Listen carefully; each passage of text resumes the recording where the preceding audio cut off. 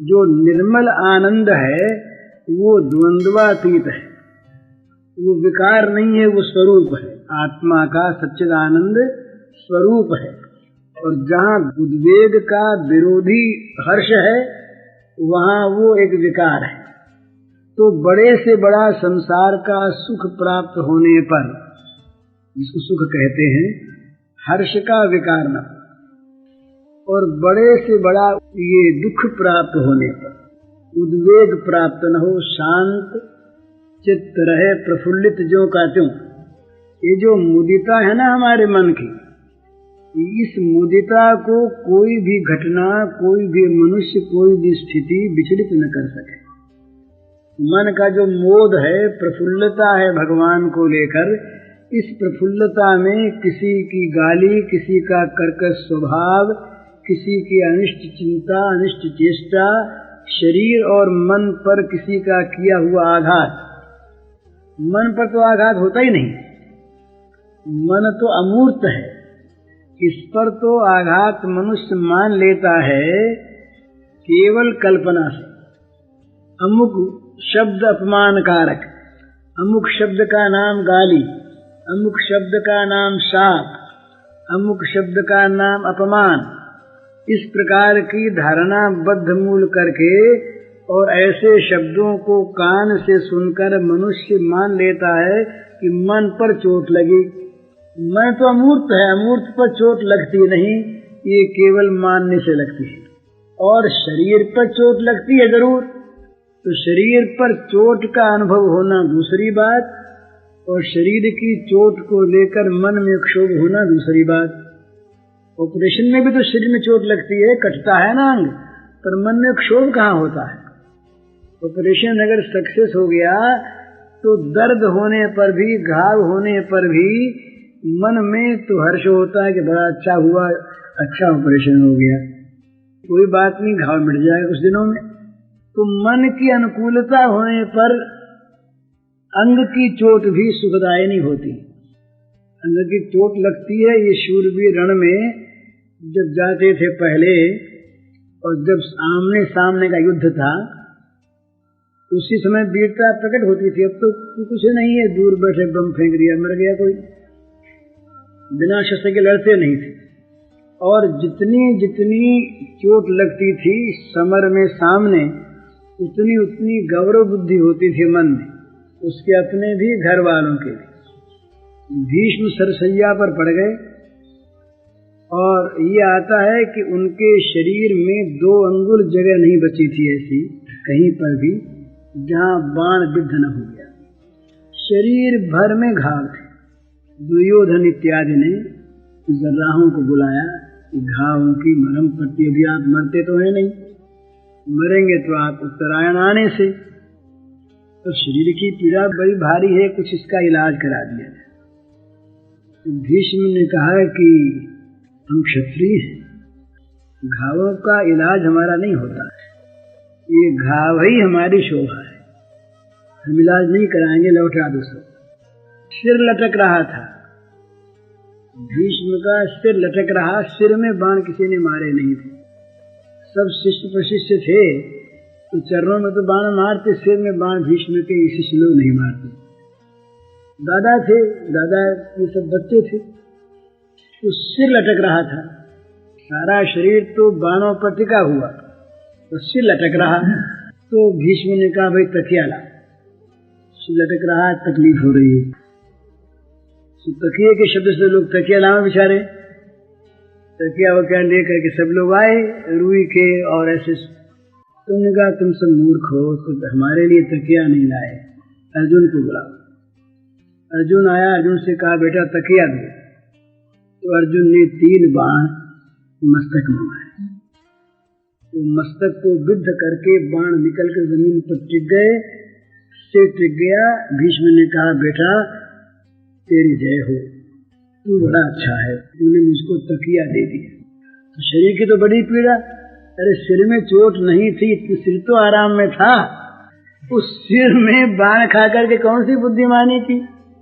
पर भीष्म के मन को हम तो नहीं समझ सकते ना, भीष्म की मनोदशा उस समय क्या थी ये भीष्म ही जानते हैं।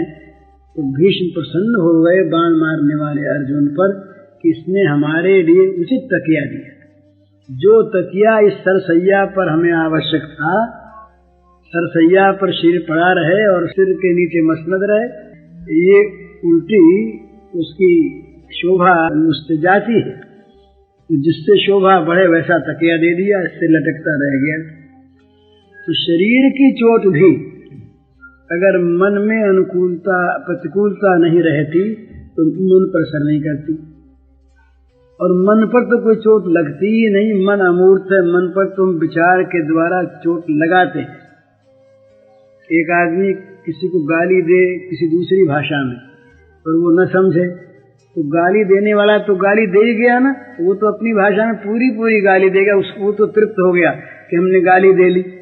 मान लीजिए कोई ऐसा आदमी यहाँ पर हो जो हिंदी या हिंदुस्तानी भाषा बिल्कुल न समझता हो और जिसको गुस्सा आ गया हो, और जो अपनी भाषा में हमको 1000 गाली दे दे और हम समझे नहीं, तो हमको उन गालियों को सुनकर क्षोभ होगा क्या? गाली दे रहा है, शब्द भी कान में आ रहे हैं, पर गाली है इस प्रकार की हमारी धारणा नहीं बनी, तो गाली हम पर लगी नहीं।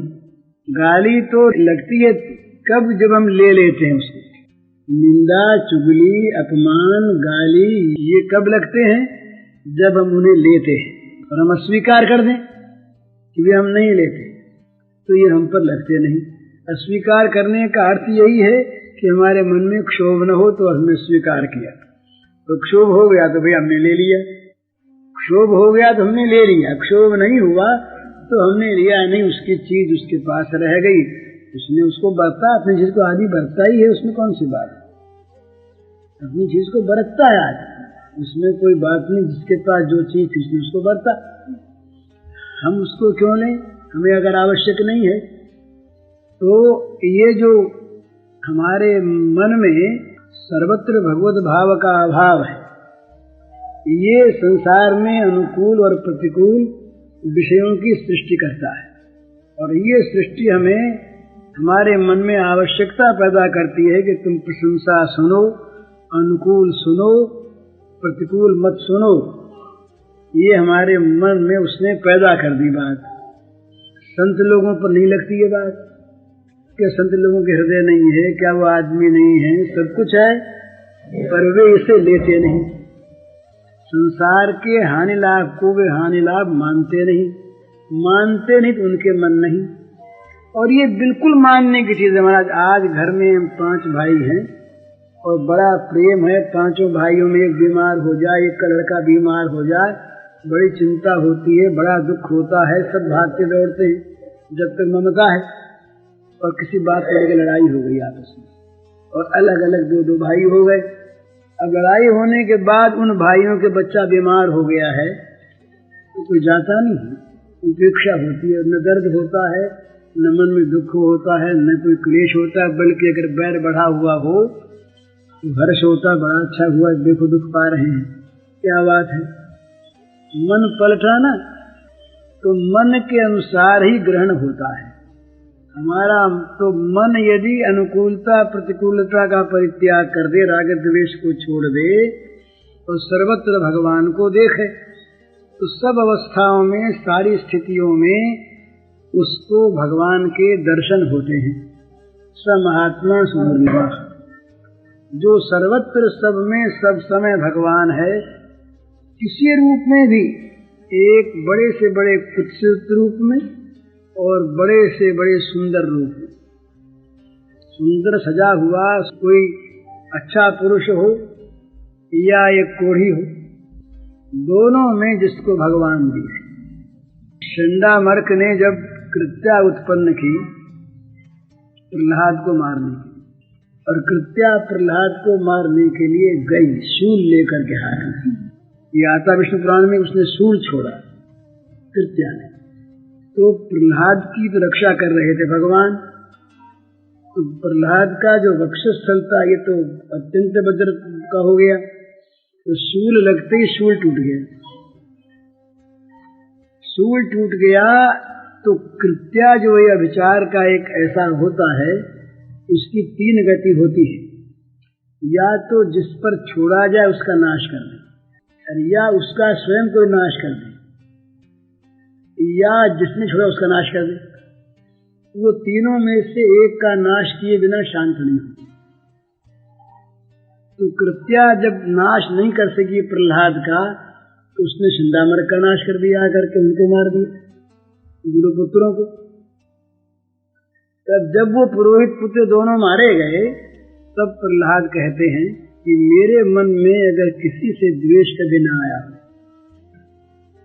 वहां नाम लिया है कि जिन्होंने मुझे सांपों से डसवाया, हाथियों के पैरों से कुचलवाया, जहर दिया, मुझे शस्त्रों से मारा, उनके प्रति भी मेरे मन में कभी भी द्वेष न आया हो, और मेरी बुद्धि निश्चल रही हो कि सब में समान भगवान है, तो मेरे ये गुरुपुत्र जीवित हो गए। तो दोनों जीवित हो गए। विष्णु पुराण की कथा, दोनों जीवित हो गए। जीवित हो गए तो उनका मन पलट गया कि राम राम, कहाँ तो हम इसका नाश करने की इच्छा करने वाले, और कहाँ ये हमें भगवान देखने वाला। तो क्रूर से क्रूर व्यक्ति ने भी भगवान को जो देखता है, उसमें उसका तो लाभ ही लाभ है। ये लाभ की स्थिति अपनी जो क्या है, ये अपने आप को देखने पर होती है। हमने किसी में राक्षस को देखा तो क्या होगा, राक्षस को देखने से हमारे मन में द्वेष पैदा होगा, और द्वेष से हम जलेंगे। और हमने किसी बुरे में भी भगवान को देखा तो हमारे मन में प्रेम उत्पन्न होगा, और हम उसका भला चाहेंगे, हमारा मन शांत रहेगा, सुखी होगा। तो ये सब में भगवान को देखने की जो एक साधना है, ये पहले धारणा करके देखना चाहिए। तो जहाँ जहाँ पर छोटा है और प्रतिकूलता है, तो दो में पहले अभ्यास करें। मन अपने से नीचे में और अपने विरोधी भाव में या व्यक्ति में, पहले वहां भाव करें। बड़े में तुम कहते हैं भाई माता पिता को भगवान मानो, गुरु को भगवान मानो, वो तो मानना ही चाहिए, न मानना अपराध है। लेकिन एक नौकर है, भंगी है, हमसे छोटा है, वर्ण में, वर्ग में, काहे में भी, उसमें हमारी बुद्धि हो कि हम व्यवहार तो करेंगे उसके साथ स्वांग के अनुसार। पुत्र को पिता कहने वाला पागल होता है, और पत्नी को माँ कहने वाला भी साधु की बात छोड़कर बाकी पागल होता है। तो नौकर को मालिक कहने वाला भी पागल होता है। लेकिन इन सब में भगवान देखने वाला ज्ञानी होता है। तो व्यवहार तो होगा स्वांग के अनुसार, परंतु यदि भगवत बुद्धि रहेगी तो मन में कभी भी दुर्भाव नहीं आवेगा, दुर्मनस्य नहीं आवेगा, वैमनस्य नहीं आवेगा, और वास्तव में बुरा हो जाए इस प्रकार की कल्पना नहीं आवेगी। ये अपनी कसौटी अपने पास। जैसे